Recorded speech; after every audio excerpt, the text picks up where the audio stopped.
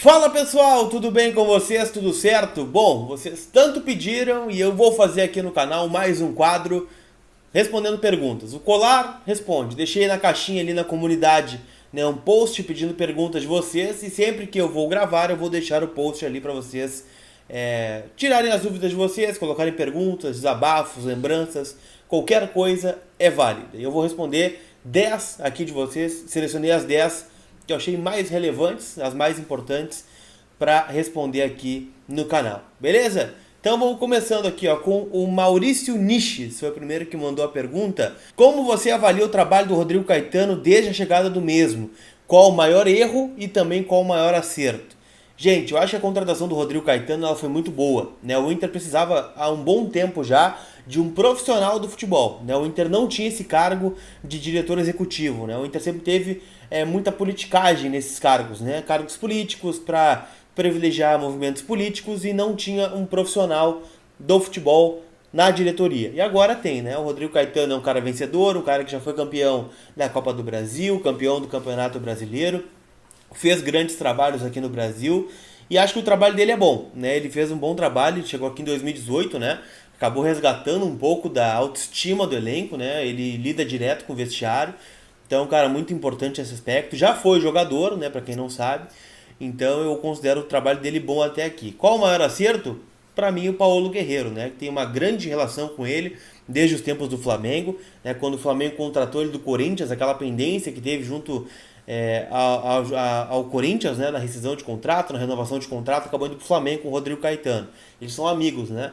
Inclusive trouxe o Paulo Guerreiro para cá. Então acho que esse é o principal acerto. O principal erro, eu acho que é o Zé Ricardo, né? Vai ficar na paleta dele o Zé Ricardo, né? O Inter demitiu o Odair e aí eu não estou fazendo juízo de valor, porque eu também achava que o Odair tinha que sair, né? Entrou o Ricardo Cobalcini, que era o auxiliar técnico do Inter B, e ficou só 3 jogos, né? E aí já se criou uma animosidade, o Inter trouxe o Zé Ricardo para disputar a reta final do ano passado, enquanto o Kudê não vinha para cá. E eu não teria trazido o Zé Ricardo, teria deixado o Ricardo Cobalcini. O Zé Ricardo foi um fracasso no Internacional. O Inter só foi para a Libertadores por conta da incompetência dos outros times, né? O Inter foi realmente muito mal no ano passado, também por conta do Zé Ricardo. Beleza? M4 fez pergunta aqui também. Lucas, qual jogador seria mais útil para o Inter hoje? O Campas ou o Serve? Mais útil para mim seria o Campas, né? Um jogador de lado de campo, um jogador de velocidade, de drible, de chute, né? Muito qualificado, jovem, tem um potencial de venda muito alto. O Serve é muito bom jogador, seria titular indiscutível do Inter. Só que na posição que ele joga, talvez a gente já tenha peças diferentes da posição do Campas, né? O Inter hoje tem poucas peças de reposição para o lado do campo.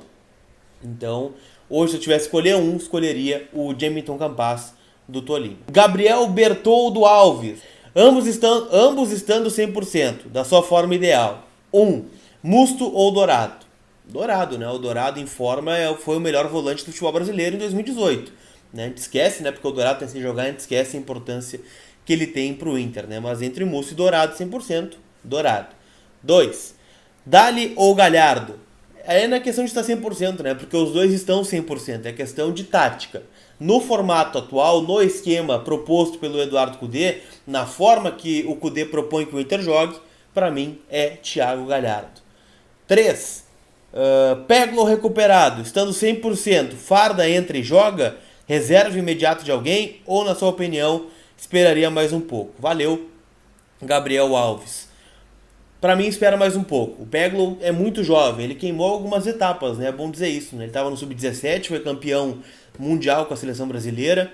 Depois, ficou treinando no Inter e já foi alçado ao profissional. O Peglo tinha idade para estar no time da Copinha, por exemplo. O time campeão da Copa São Paulo, Peglo podia estar jogando. Então ele queimou essa etapa. E por isso ele teve até uma lesão por estresse, né? Uma fratura por estresse.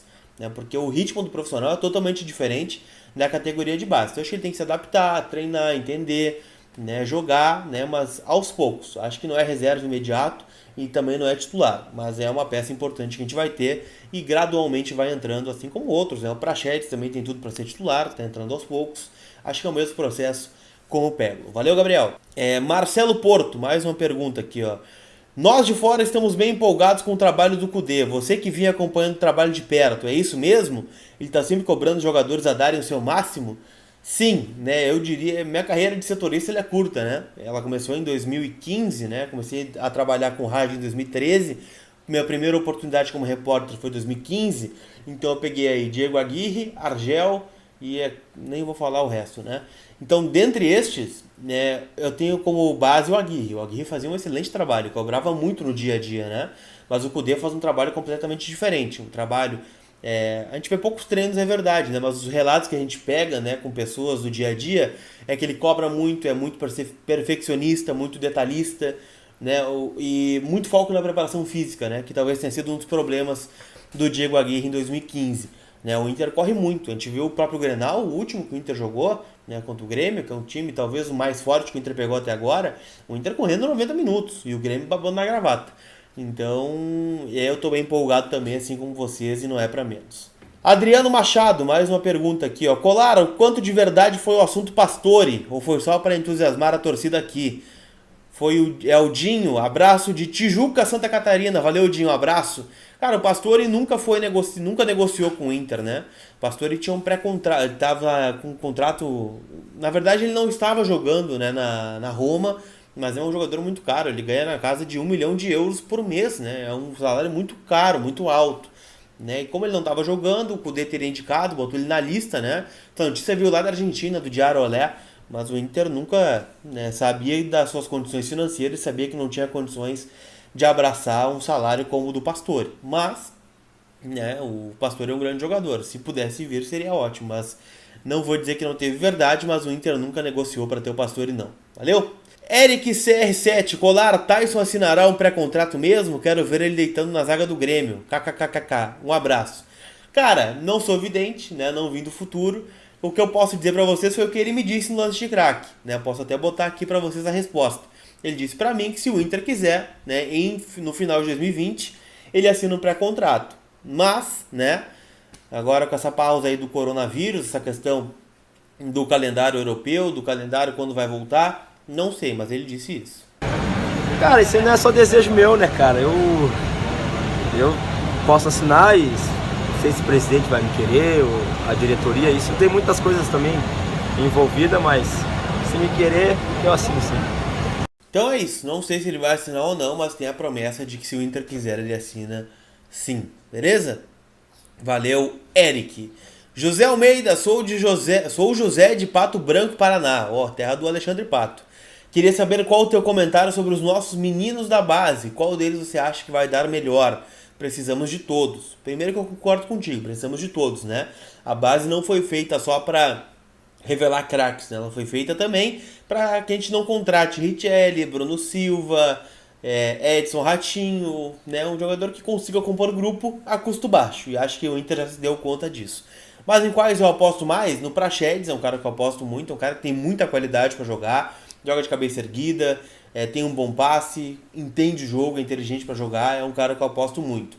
Aposto no Peglow também, que está muito bem no Sub-17, né? Que subiu pro profissional, é um cara que já mostrou valências importantes do meio para frente. E, cara, deixa eu pensar em outro nome. Acho que o Lucas Mazetti, lateral direito, acho que vai acabar surgindo aí em algum momento. Então são 3 apostas aí que eu tenho da categoria de base. Fechou? Cristiano Maia, sou de Sapiranga, Rio Grande do Sul. Com esse excesso de estrangeiros, tirando a possível naturalização do Dali e o empréstimo do Sarrafiori, como vai funcionar no Brasileirão? Na Libertadores não tem problemas, mas no Brasileirão sim. E na tua opinião, o Sarrafiori poderia ficar e acrescentar mais ao elenco? Vamos por partes. Como fica, né? No Brasileirão, 5 podem assinar a súmula, entre titulares e reservas. Hoje o Inter tem 6, né? Com o D'Alessandro se naturalizando, seriam 5. Com o Sarrafiori saindo, seriam 4. Abriria brecha para vir mais alguém de fora. Se o Inter contrata hoje o Campas e o Serve, com os que já tem, seriam 8. E aí realmente é bem difícil de gerir, né? Então, cara, eu acho que o Sarrafiori, se não começar a mostrar um futebol, vai acabar saindo. Porque é um cara que veio com grande expectativa do Huracan, a gente apostou muito nele, ele já está há 3 anos já aqui no Beira-Rio e deveria estar mostrando mais, né? A gente não lembra de um grande jogo do Sarrafiori. Mas, de qualquer forma, né, eu acho que o empréstimo não faria mal para ele. Mas também depende para onde ele vai ser emprestado, né? Não adianta emprestar para um time capenga aí que vai cair, brigar para não cair. Não, tem que emprestar para um time organizado, ou até mesmo futebol europeu, para que ele consiga um tempo de jogo. E de resto, gente, o resto a gente administra, né? O Musto vai tomar cartão, é um cara de muita marcação, o Saravia estava sendo convocado, o Guerreiro também, o D'Alessandro não vai jogar todos os jogos, então vai haver um rodízio natural das coisas, né? E aí 5 podem jogar no Campeonato Brasileiro e em competições nacionais. Beleza? Luiz Vergignazzi, tu acha uma boa para o Inter se tornar um clube empresa? Cara, eu já pensei muito sobre isso, né? E o caso Figueirense me fez repensar, né? Claro, tem o efeito clube empresa que a gente está vendo no Bragantino agora, por exemplo, né? O Bragantino estava esquecido, ninguém lembrava dele, fechou com a Red Bull e acabou decolando, né? Ganhou a Série B com o pé nas costas, está fazendo grandes contratações, fez bons investimentos em jogadores jovens, só que aí mudou o logo, mudou as cores do time.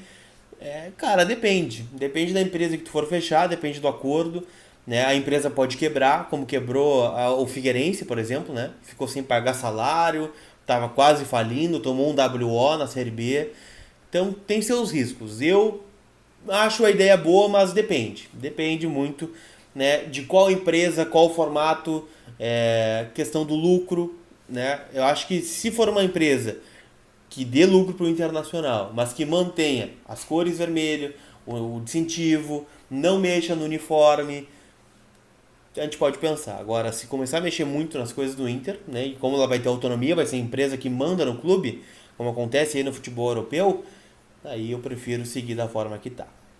Para fechar, Thiago Antonelli, o que tu achou da gestão do Internacional no caso José Aldo? Renovaram o empréstimo para o José Aldo não jogar nenhuma partida. E agora com essa parada é que ele não vai jogar mesmo. Cara, eu botava muita fé no José Aldo, assim como botei no Sarrafiore, né? Eu costumo acompanhar bastante competição de base. E o José Aldo fez uma Copa Ipiranga em 2000 e...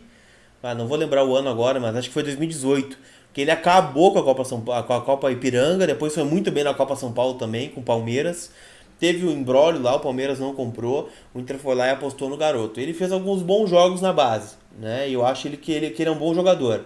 Só que o Inter renovou o empréstimo para mostrar lá o Kudê, né? Para dar mais uma opção para o grupo, né? Renovou por mais 6 meses de empréstimo. Agora, se o Kudê não gostou, se achou que não vai se encaixar, aí não é culpa do Inter, né? O Inter deu o jogador pro Kudê e o Kudê não quis. Agora, não sei, né? Muito se fala que falta intensidade para ele, muito se fala que ele não tem uma capacidade de leitura de jogo, né, de espaço. É um cara muito técnico e por enquanto é só, né? Teve uma informação que ele chegou a ser testado de lateral direito em alguns treinos, né? Então ele não vai ficar, é uma pena que não tenha confirmado aqui no Inter. Beleza, gente? Essas foram as 10 perguntas que eu selecionei. Muito obrigado pela participação de vocês. Vamos fazer mais vezes esse quadro, com certeza. Então, vai deixando teu like. Sequência de like hoje? Não, sem sequência de like.